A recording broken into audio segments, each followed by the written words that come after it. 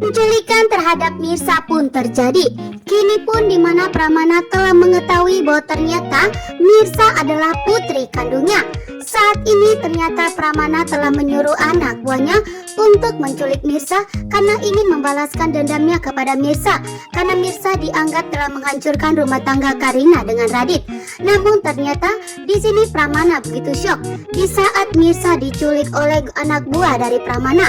Ternyata Ibu Desyana melihat putri kandungnya Mirsa saat ini tentunya dalam bahaya karena penculikan pun terjadi saat ini.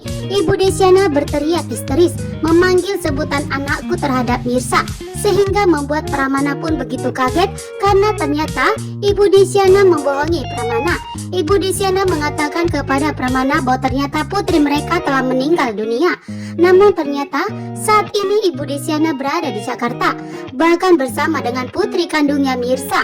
Bahkan di sini juga Ibu Desyana menyebut bahwa Mirsa itu adalah putrinya. Bahkan di sini juga Ibu Desyana mengadu kepada Pramana bahwa Mirsa telah diculik.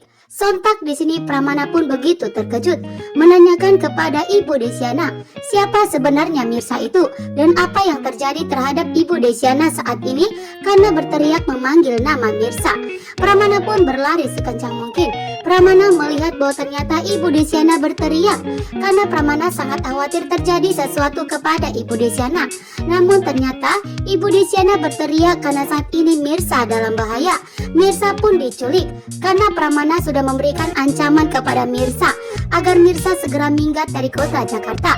Karena Pramana tidak mau jika Mirsa akan menghancurkan rumah tangga Karina dengan Radit. Sementara itu, Mirsa melihat ada mobilnya Reja. Mirsa pun berteriak sekuat mungkin. Dan ternyata, Reja melihat bahwa saat ini ternyata Mirsa dalam bahaya. Reja pun langsung sigap langsung menyelamatkan Mirsa. Dan terjadilah keributan antara Reja dengan anak buah Pramana. Sementara itu, Reja tidak akan membiarkan terjadi sesuatu pun kepada Mirsa. Reja pun bakalan mengetahui bahwa ternyata anak buah tersebut yang menculik Mirsa adalah anak buah Pramana. Tentunya akan membuat Reja marah besar kepada Pramana. Begitu juga dengan Ibu Desyana. Saat ini Ibu Desyana sudah menanyakan kepada Mirsa siapa sebenarnya istri kedua dari Radit yang telah melakukan pengkhianatan pernikahan terhadap Mirsa.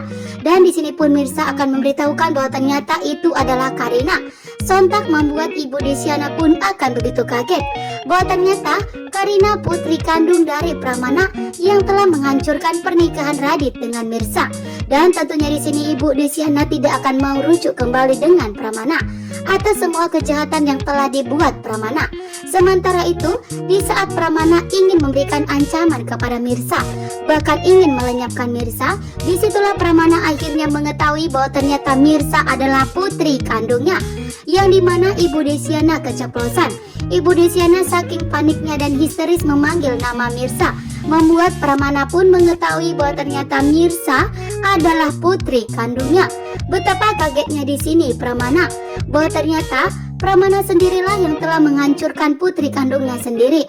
Bahkan Pramana sendirilah yang telah melakukan penculikan terhadap putri kandungnya dan berusaha untuk melenyapkan Mirsa. Bahkan yang telah menghancurkan pernikahan Radit dengan Mirsa adalah Pramana. Bahkan Mirsa pun mendekam di penjara selama 7 tahun. Itu adalah perbuatan dari Pramana, membuat Mirsa benar-benar sangat menderita. Ibu Desyana pun bakalan marah besar kepada Pramana atas perbuatan Pramana yang telah membuat putri kandungnya sendiri menderita selama ini. Sementara itu, Mirsa pun jatuh pingsan karena anak buah Pramana memberikan pukulan kepada Mirsa yang membuatnya